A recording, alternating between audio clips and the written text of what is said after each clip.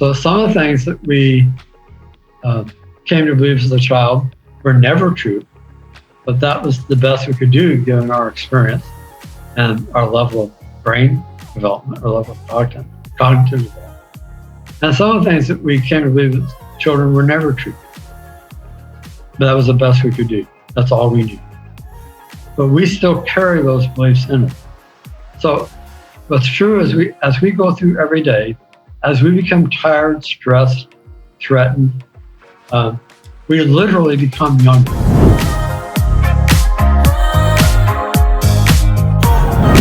Today on the Workplace Therapist Show, we're taking on a topic that really every single one of us can relate to. It's, in my perspective, it's life work, and that is internal communication. It's the self-talk that when an event happens, a person says something to us, something occurs, it's the lenses that we look through, our own lenses, on how we process that event. It'd be great if we were all logical, unemotional creatures to a certain degree.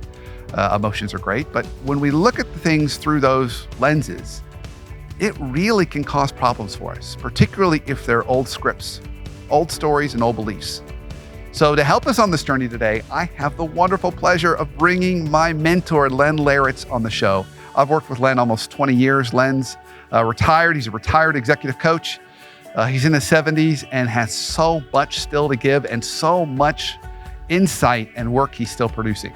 So I'm excited to have the conversation with him today. He's going to give us a deep dive into an initial framework on how we think about how we process the world. I want you to really listen close, particularly to his second step around beliefs and assumptions. That's really where things either go right or wrong for us. So as usual, I took lots of notes. Stay tuned to the very end, and I'll hone in on my biggest takeaways from our conversation today.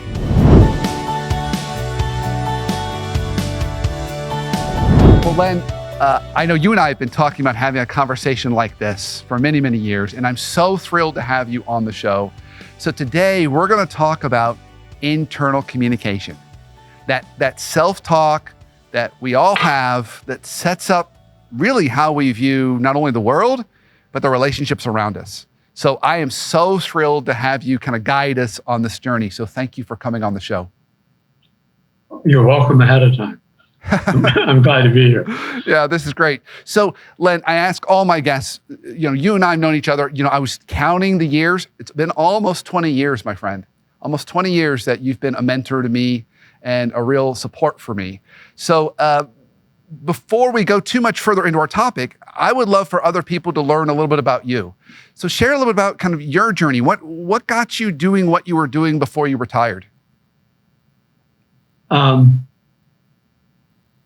go all the way back, I think what got me doing what I'm doing was that as a child, people in my family didn't have personal conversations.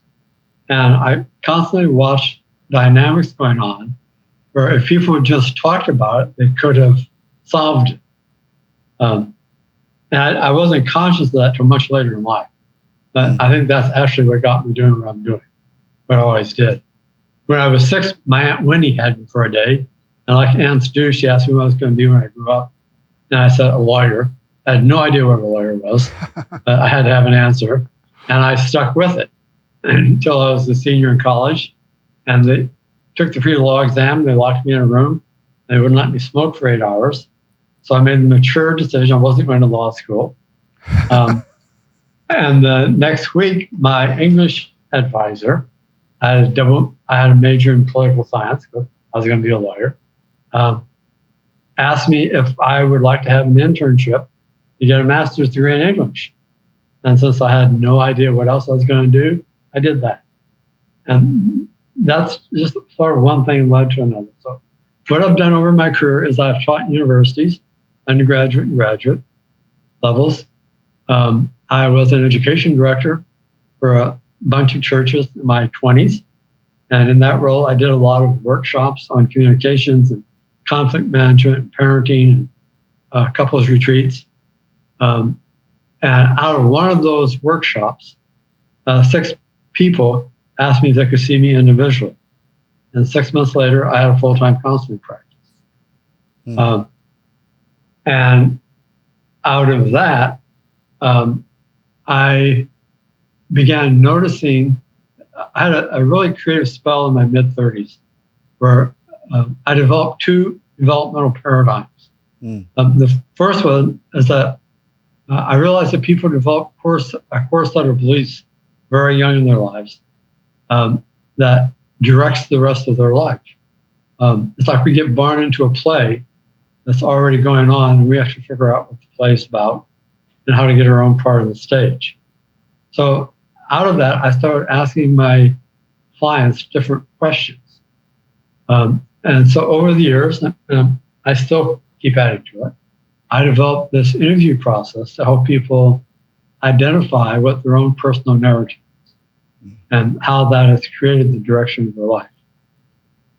During that same period, I was doing a workshop in Seattle with high school principals.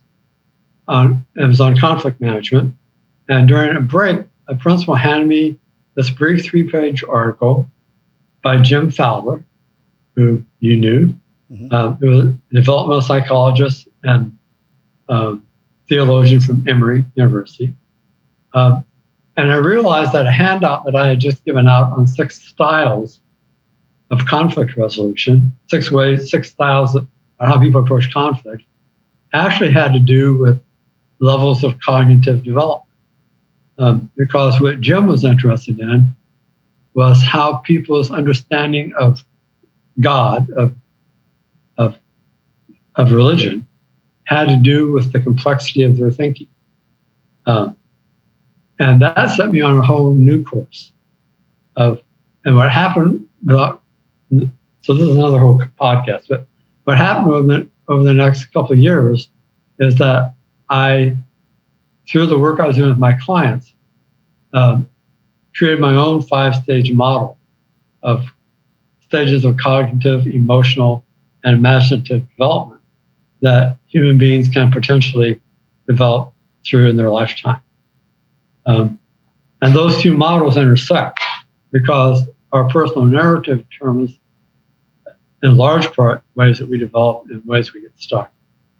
So during that time of doing my individual counseling and doing public workshops, I developed a workshop that I called Life Patterns, where I would take 7 people for 4 days and help them take them through a process to identify their personal narrative and then do whatever work around that they needed to do that was getting in the way of their development. And out of that process, because I had a lot of professional people coming to it, I started getting invitations to come and work in people's businesses.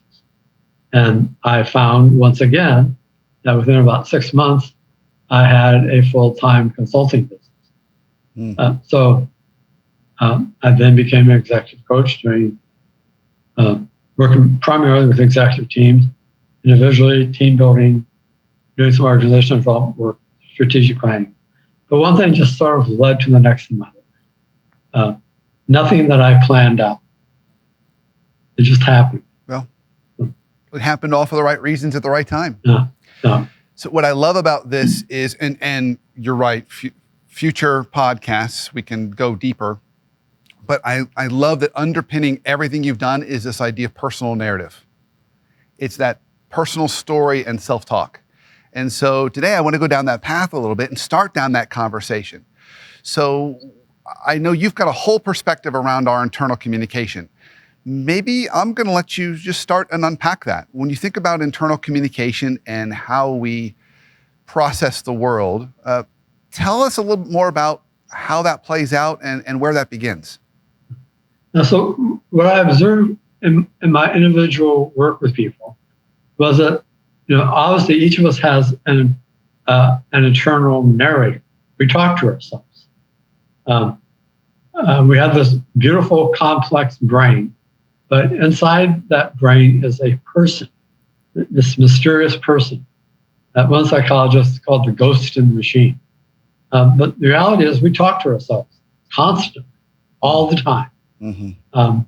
And I recognize that there was a consistent, reoccurring process by which we do that. It's a loop that we go through. Uh, so, and that process is not only the process in how we talk to ourselves internally, but it's also the process that we use in talking to others. So it's the foundation of both our internal and our external communications. So the topic today is our internal communications. Yep. So I want to talk about 5 elements in that process. Okay, great. And since 5 is a lot of things to remember at one time, a lot of things for me to remember.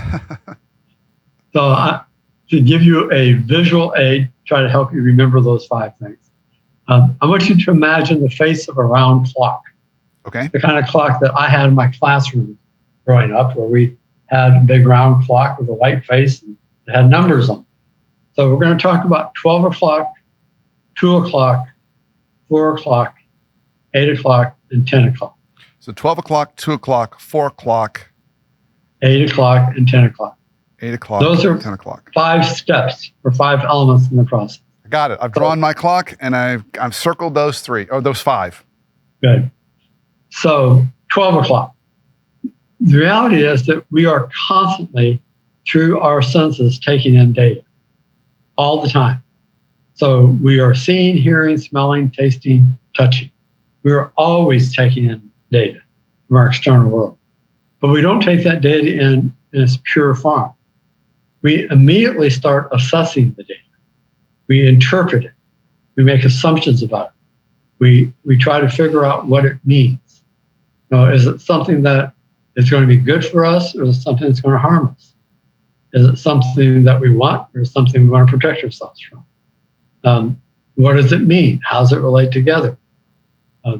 And to do that assessment, we use our capacities for thinking, our cognitive capacities. Now, thinking is the process of understanding the relationships between things. Thinking is.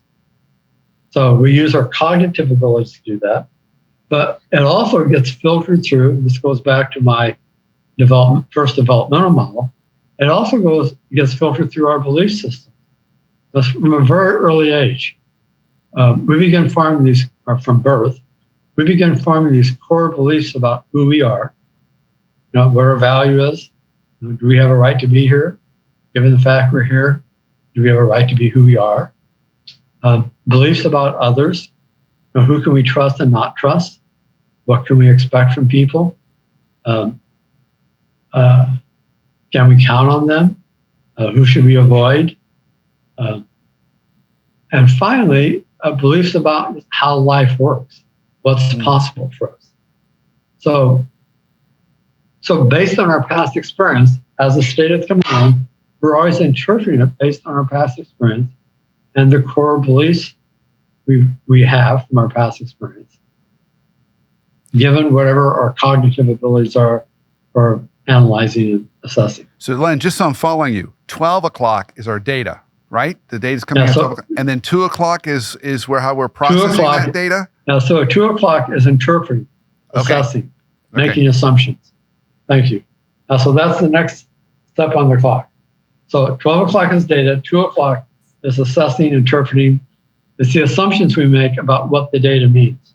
So at that stage, the thinking part of our brain is communicating with us. We're talking to ourselves from that part of our brain. Yeah. Based on our interpretation, we produce chemical and electrical processes in our body. We call those physical symptoms and emotions. So the 4 o'clock step, the next step on the clock, is what I call impact.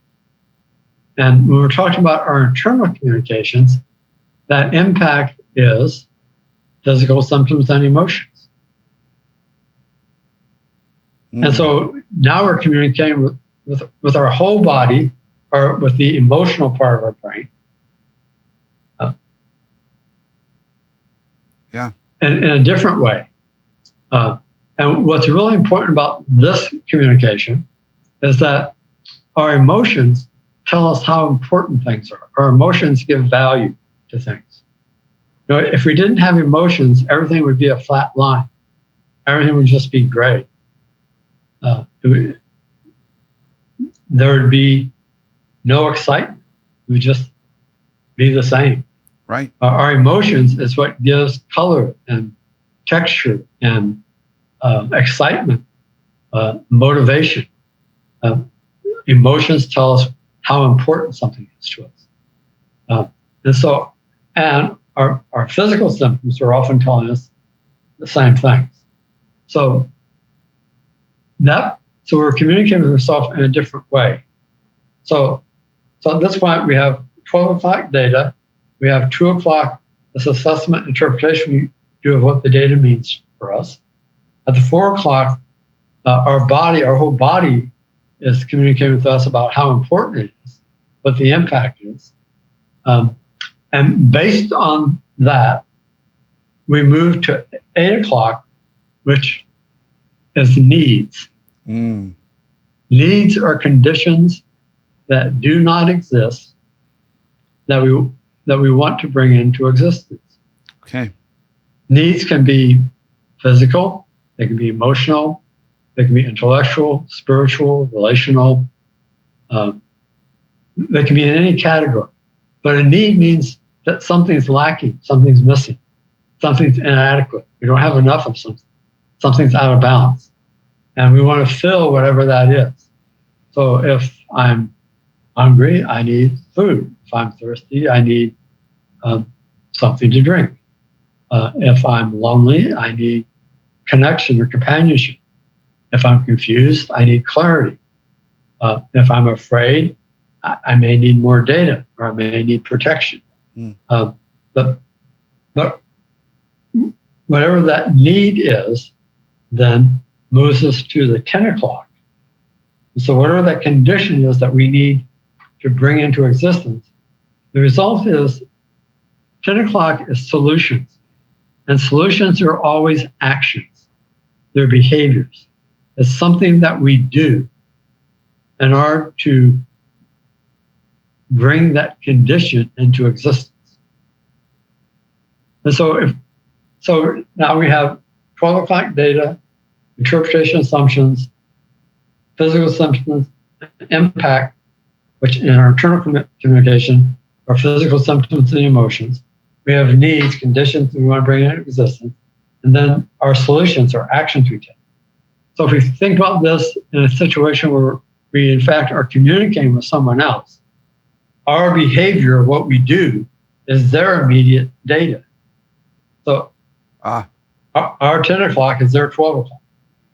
So they're hearing us, they're seeing us, they're seeing what we're doing with our body, and they respond to that. And how they respond to that now is our new data. And the process continues. We are continuously in this loop in ourselves. So sometimes it involves communication with other people, but other times we're in that same process because we're observing something, or we're smelling something, or tasting something, or hearing something. But we are always in that process of internal communication. So I love that. And from a logical standpoint, it makes perfect sense. And there can be logical things that might play out. So for example, it's 74 degrees. I believe it's a little bit warm in here. I'm uncomfortable. So I need to be comfortable. So I go over and I turn the thermostat down a little bit, right? Pretty logical. Yeah. There's not a whole lot of baggage that gets into play there. But that's right. What I'm curious about for our conversation here today, and you can redirect me, but it seems like that beliefs and assumptions stage, that number 2, that lens is where we can sometimes take this and go a little south. So if you had a parent that always operated a certain way, and you're getting data and it's making you think of that parent, and it triggered negative things for you, then all of a sudden you're kind of filtering through that lens. Is that a fair assumption? Is it the number 2? Is that where things can become a little bit offline? Yes. Okay. Yes. So what's true is that if we're conscious of this process, then we have the option of managing the process, of improving it. But when we're not conscious of the process we go through, we're the victim of the process. And the process has a life of its own. And so what's important to realize is that oftentimes we don't have all the data we need, or the data that we're taking in is misinformation or inaccurate. And so that's step one. Step two, in the 2 o'clock in the interpretation, we can't always trust our personal narrator and what he or she is saying to us. And the reason for that is that we are historical creatures. We have every experience we've ever had stored within us. It's all there. If you look at the brain of a newborn baby, it's very smooth. If you look at the brain of a 79-year-old man like I am, that brain looks like a mountain terrain.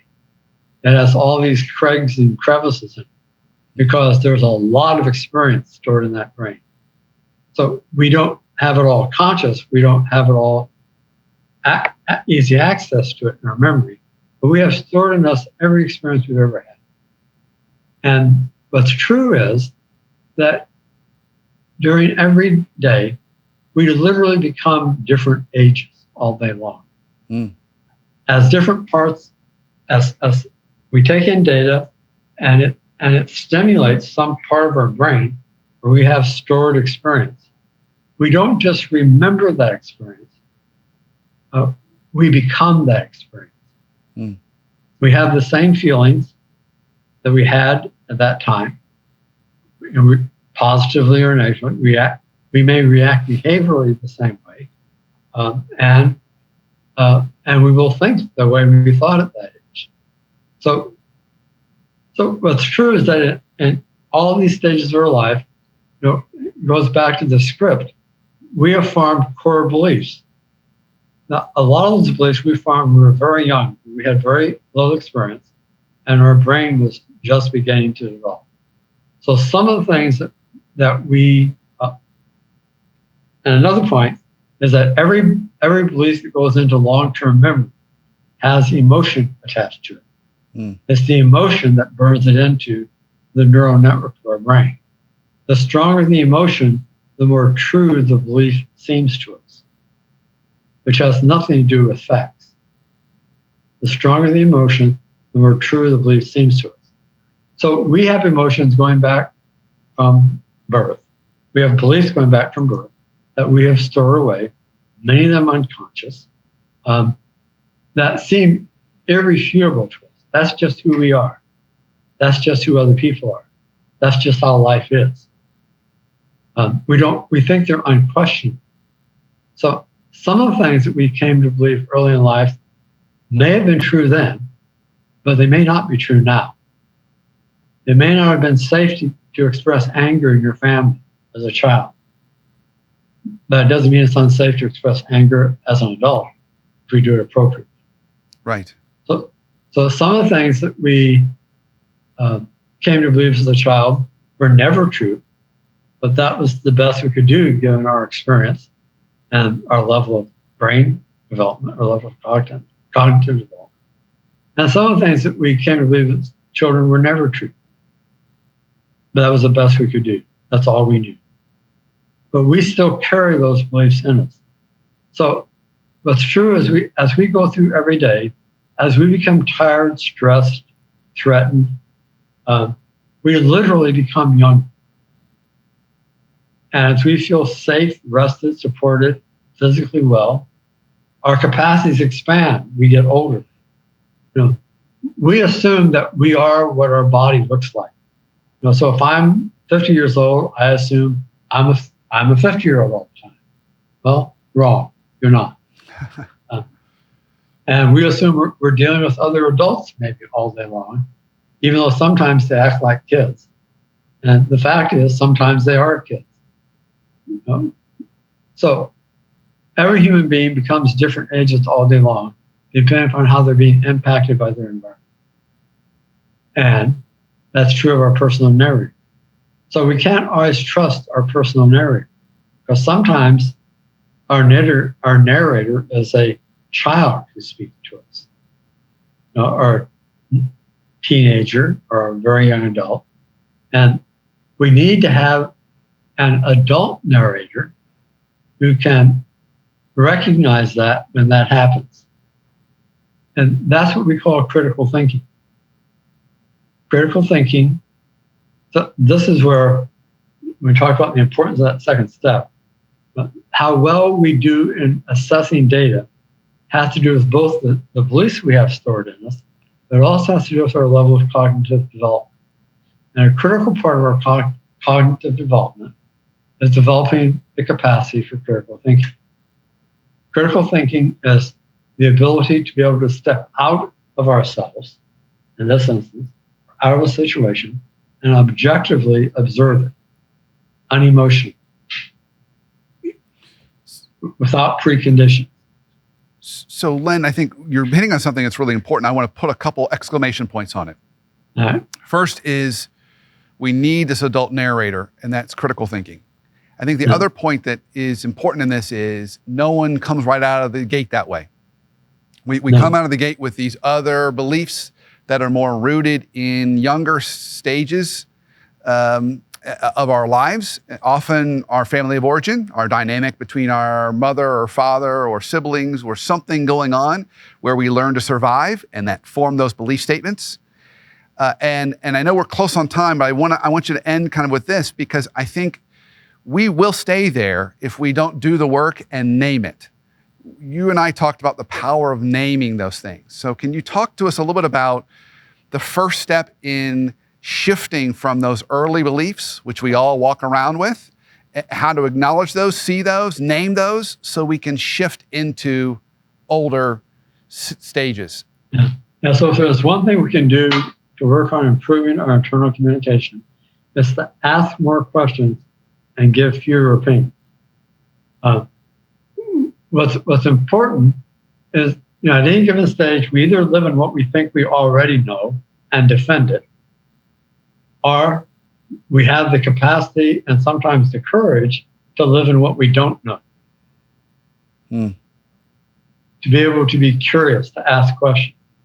So anytime I'm feeling stuck or uncertain or not resolved, that's the time for me to say, all right, what is it that I need to know here that I don't know? What do I need to understand that I don't understand? What does it look like from the other person's perspective? Why are they doing what they're doing? What's causing them to do what they're doing instead of doing what I think they should be doing? What's causing me to act the way I'm acting? What am I feeling? What is going on in my body? What is it telling me about what I need right now? It's to be, when I can start asking questions, when I can step back from whatever the situation is and start observing myself, observing the situation, and get compassionately curious, not judgmental. Ask what questions? What's obviously going on here? What could be causing them to be responding the way they are? What's going on in my body? What am I saying to myself? Whenever I can do that, I have choice. I have the possibility then of changing the dynamic within myself and between myself and others. What we can name, we have the possibility of changing or of managing. What we can't name has a life of its own. Critical thinking is moving from unconscious to conscious, from first person to third person. So anytime that I can become conscious in the moment, I then have choice. And the way I do that is by asking questions to get to specificity.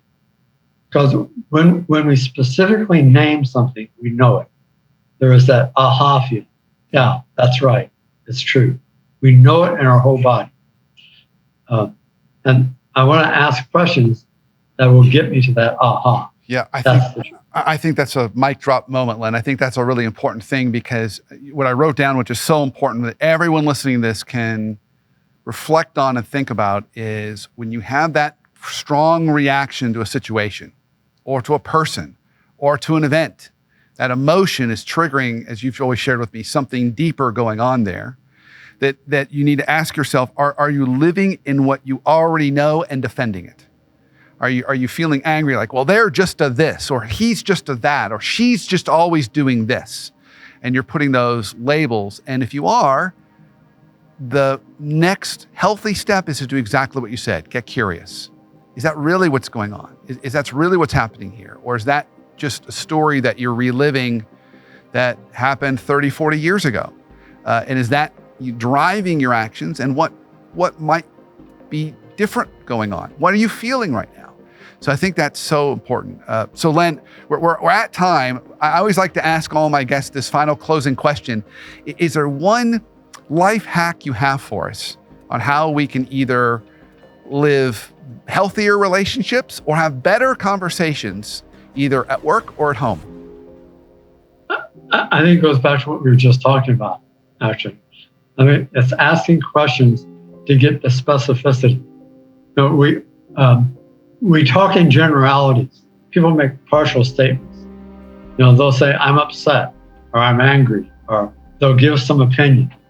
And what I want to do is not agree or disagree, but instead ask a question. Tell me more. What do you mean by that? When does that happen to you? Help me understand that. Ask questions. It's the specificity that moves us forward. It's the specificity, again, that gets us to those aha moments, that gets us to the truth. So the answer to your question is ask questions. Len, you're a gift. You're a gift to me. You've been a gift to everybody listening here today.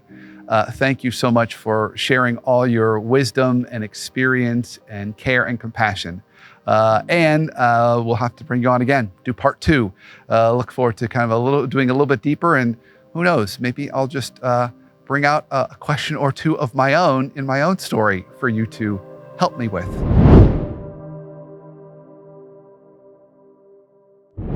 I love my conversation with Len. As I've told you, I'm biased. I've known Len for 20 years, and he is a dear, not only friend, but he's my mentor. So when I have issues and problems, both personally and professionally, Len's where I go. And he reminds us right out of the gate something really important. We are all born into a play and have to figure out what's going on. So our initial beliefs are formed right out of the gate. Maybe we're the third child, or the youngest child, or the oldest child in a disruptive household, or a hectic household, or a great household, whatever it happens to be. And we happen to learn how to survive in that environment based on how we see others cope, and the beliefs that we quickly determine are the ways in which to survive. And we carry those all the way through our life. So Len gives us this clock framework on how we think about it. He says 12 o'clock is our data, that's the event. 2 o'clock is our beliefs and assumptions, how we interpret that data, which frankly is where all things either go right or wrong. And then we go down to 4 o'clock, which is the impact, the feelings we're having, which could be great, or they could be restricting and not so great. And then we go over to 8 o'clock, which is functionally our needs. What do we actually need? What do we need to feel good in that moment? Safety, survival, care, love, and then ultimately 10 o'clock, solutions and action. What do we actually do? And so he reminds us this is the process that we're going through all the time. And he says, in a healthy world, when we start to encounter an event or that triggers an old belief and we're feeling constricted or we're feeling those negative emotions, get curious, ask those questions and listen. He says we run into problems when we live in what we already know and defend it. Say, this person is a this because people like that always do this, right? When we start to do that, that's when we become limiting. So he goes back to something we've talked on so many shows, getting curious and listening is the path forward. So I hope you got something out of that as you start to think about what are some of your beliefs and how they maybe set you up for success or limited you. I'm going to have Len back to do a deeper dive into that and help us do some deeper work around our own stories, because frankly, I think understanding our own stories is where we grow and learn. So hopefully you took something away today to get you thinking so you can not only have a healthier life and relationships today, but you can really live out the life that you want starting tomorrow.